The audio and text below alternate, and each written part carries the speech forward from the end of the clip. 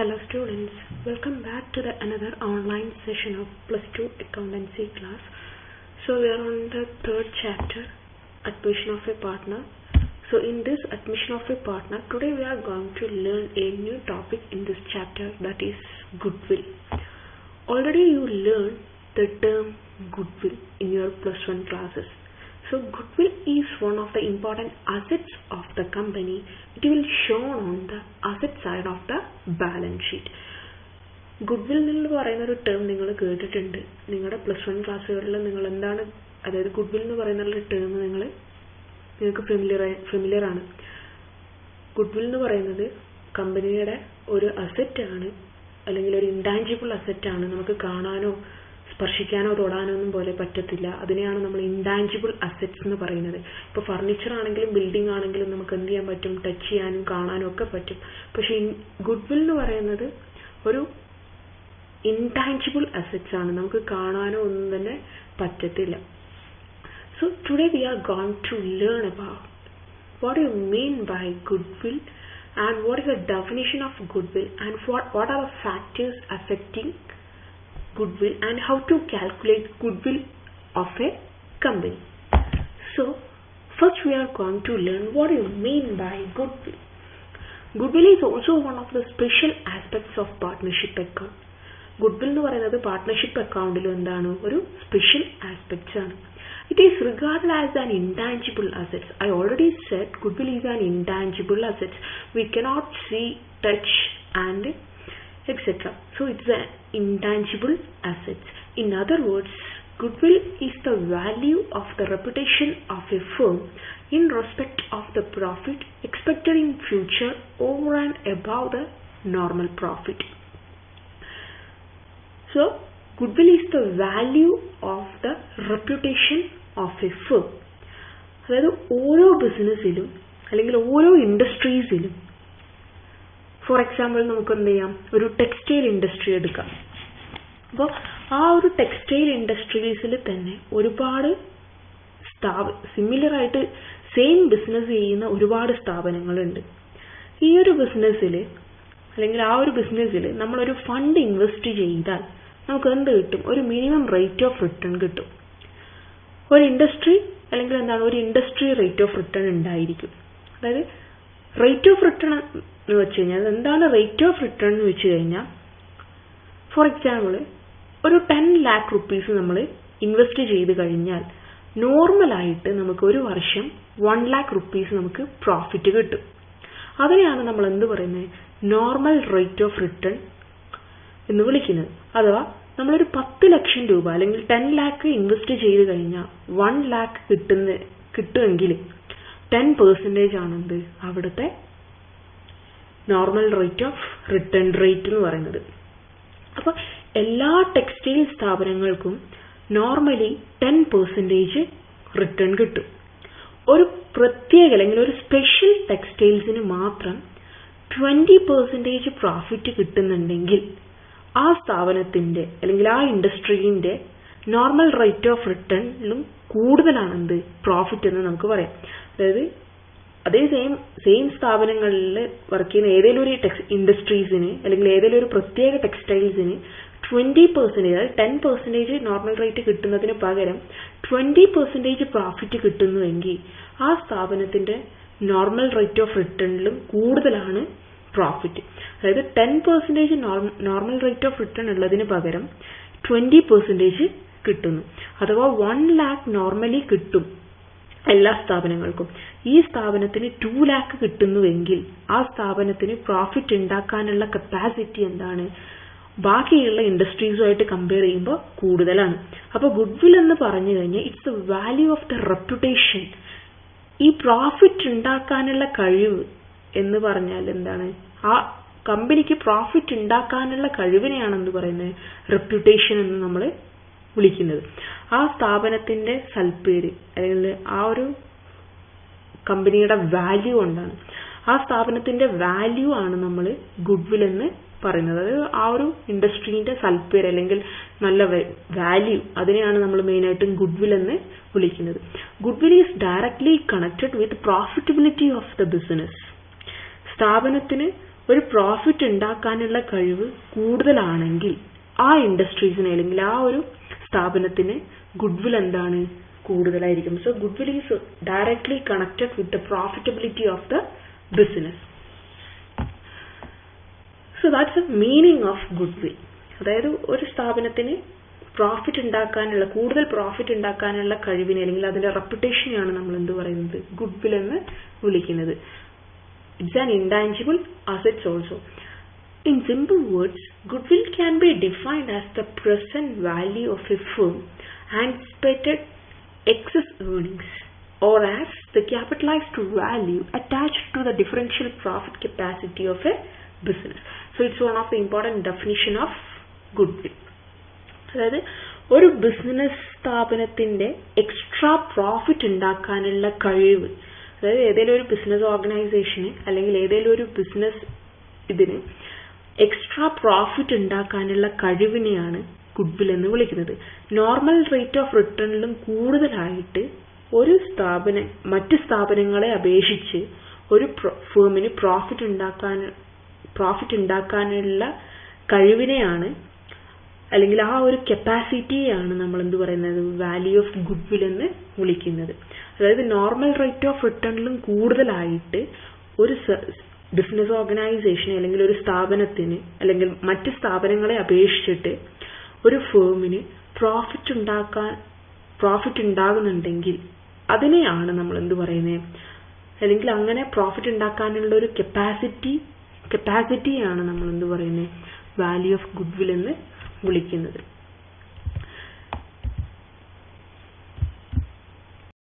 So the next topic is factors affecting the value of goodwill. There are different types of factors affecting the value of goodwill. First one is nature of business. A firm that produces high value added products or having a stable demand is able to earn more profit and therefore has a more goodwill. The nature of business is always depends upon the value of goodwill. When a firm sells more demandable product, the value of the goodwill of the firm is also high. അതായത് ഒരു firm demand ആയിട്ടുള്ള customer oriented ആയിട്ടുള്ള അല്ലെങ്കിൽ കൂടുതൽ ഡിമാൻഡുള്ള ഒരു product ആണ് produce ചെയ്യുന്നതെങ്കിൽ അല്ലെങ്കിൽ വിൽക്കുന്നതെങ്കിൽ സെല് ചെയ്യുന്നതെങ്കിൽ ആ ഫേമിന്റെ ഗുഡ്വില്ലും എന്തായിരിക്കും, ഓട്ടോമാറ്റിക്കലി കൂടുതലായിരിക്കും. The second one is location. If the business is centrally located or it's the place having heavy customer traffic, the goodwill tends to be high. ഒരു ഫേമിന്റെ ലൊക്കേഷൻ അതും എന്തിനെ അഫക്ട് ചെയ്യുന്നുണ്ട്, ഗുഡ്വില്ലിനെ അഫക്ട് ചെയ്യുന്നുണ്ട്.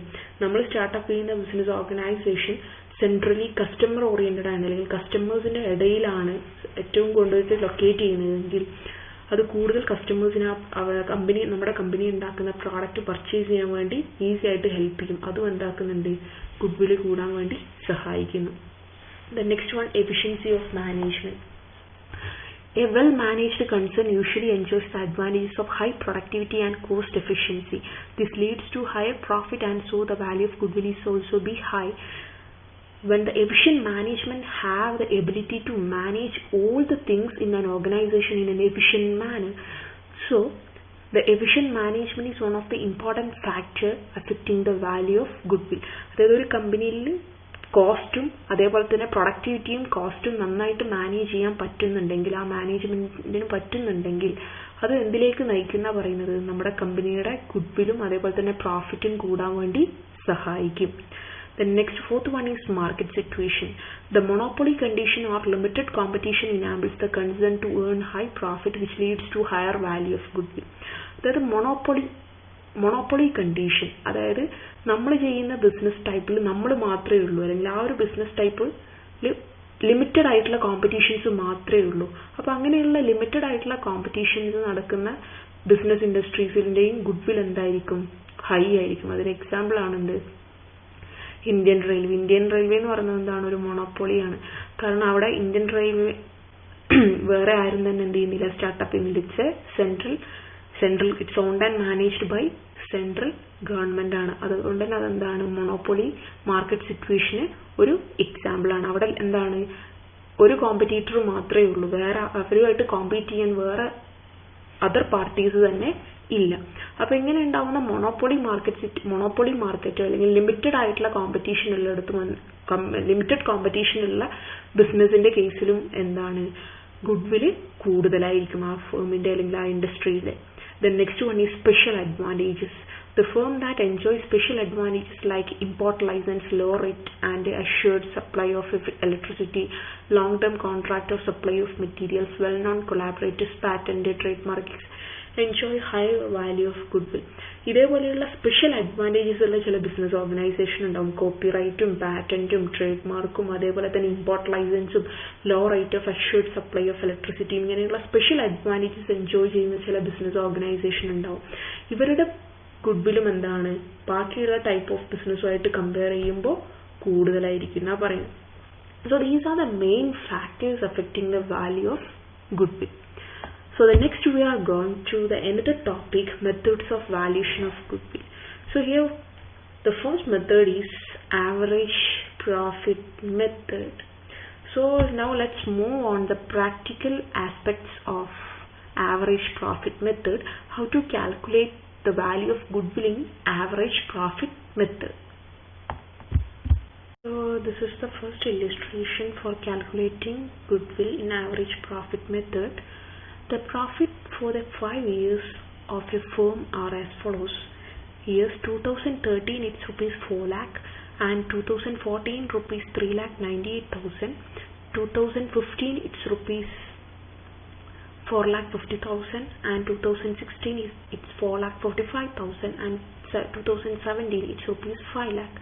Calculate the goodwill of the firm on the basis of 4 years purchase of 5 years average profit. So in this average profit method, the following is the equation for calculating goodwill. The first procedure is that you have to calculate the average profit. Here the 5 years profits is given in the question. You have to the first procedure is that you have to calculate the average profit of these 5 years.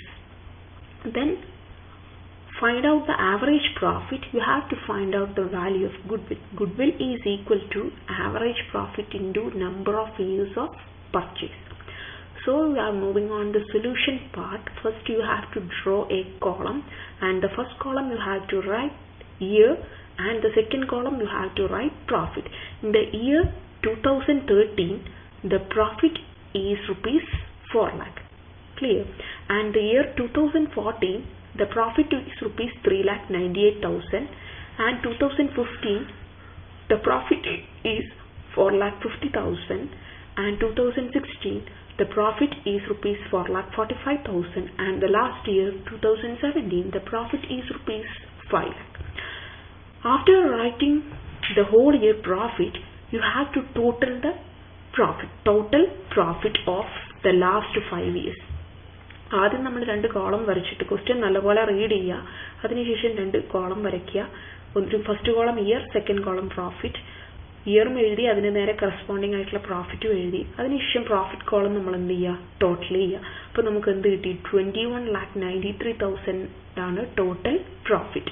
ഇനി നമ്മൾ എന്ത് ചെയ്യുക, average profit കാണുക. Average profit കാണാനുള്ള equation എന്തുണ്ട്, മേലെ കൊടുത്തിട്ടുണ്ട്.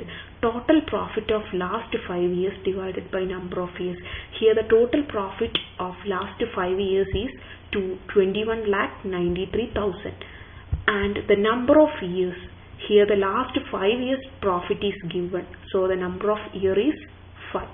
So you have to calculate, first you have to calculate the average profit, that is 21,93,000 divided by 5, that is 5 means last 5 year profit.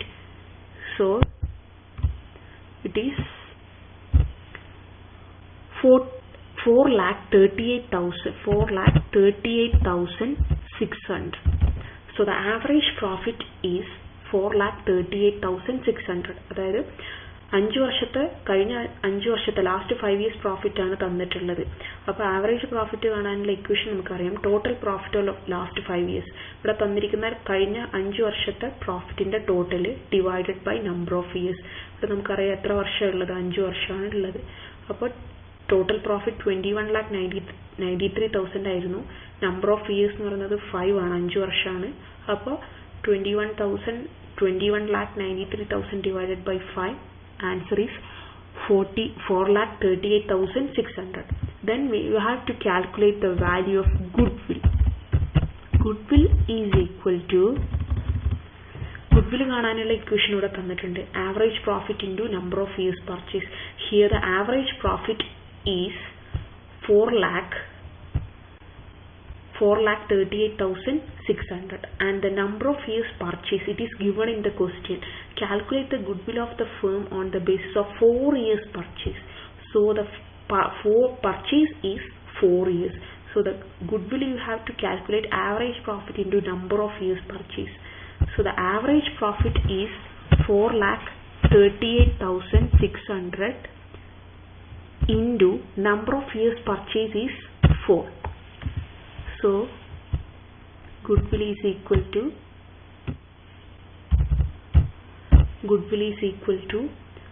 17,54,400.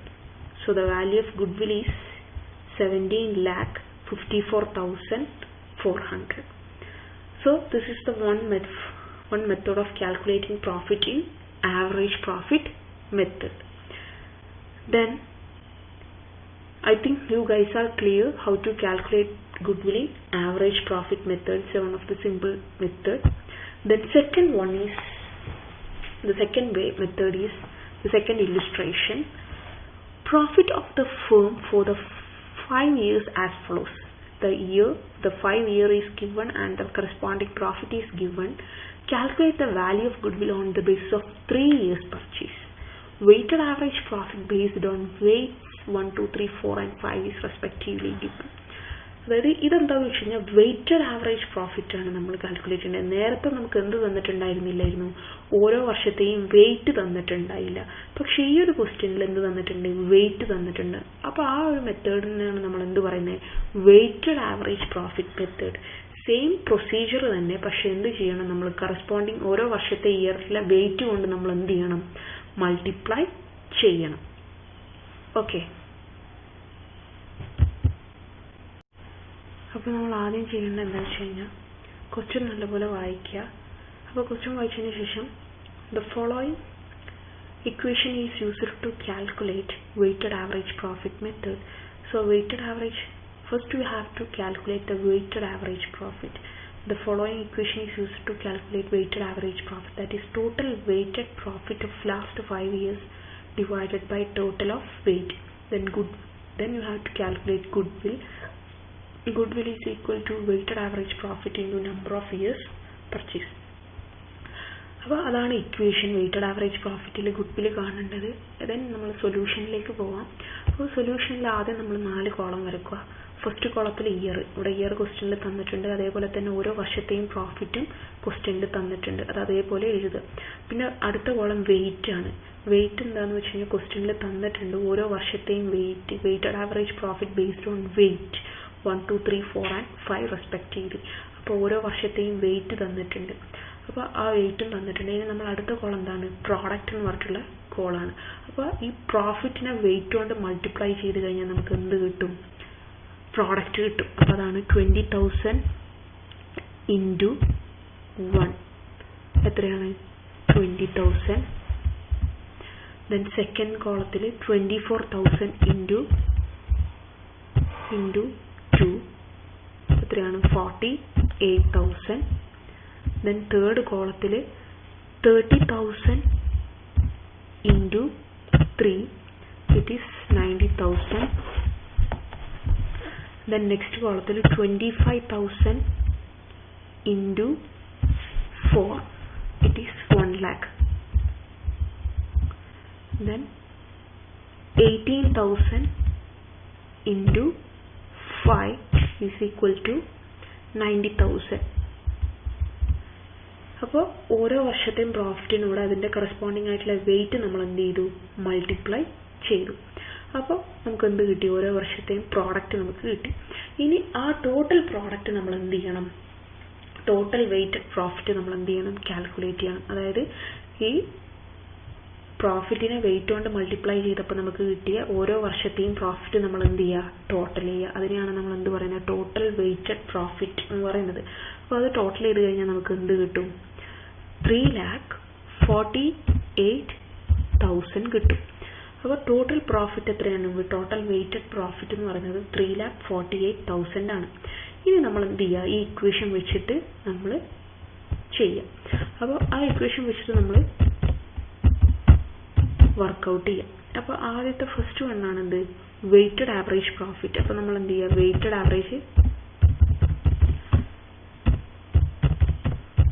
Average profit is equal to total weighted profit of last 5 years divided by total of weight ആണ്. അപ്പോൾ ഇവിടെ നമുക്ക് എന്ത് കിട്ടി, total weighted profit of last 5 years, കഴിഞ്ഞ 5 വർഷത്തെ total weighted profit എത്രയാണെന്ന് നമ്മൾ കണ്ടുപിടിച്ചു, 3,48,000 ആണ്. Then divided by total of weight, വെയ്റ്റിൻ്റെ ടോട്ടൽ എത്രയാണ്, it is 15, 1 + 2 + 3, 3 + 3 9, 9 + 4 + 5. So the total of the weight is 50. Clear? Then we have to apply the equation. Weighted average profit is equal to total weighted profit of last 5 years divided by total of weight. So the total weighted profit of last 5 years is 3,48,000 divided by total of weight, it is 15, is equal to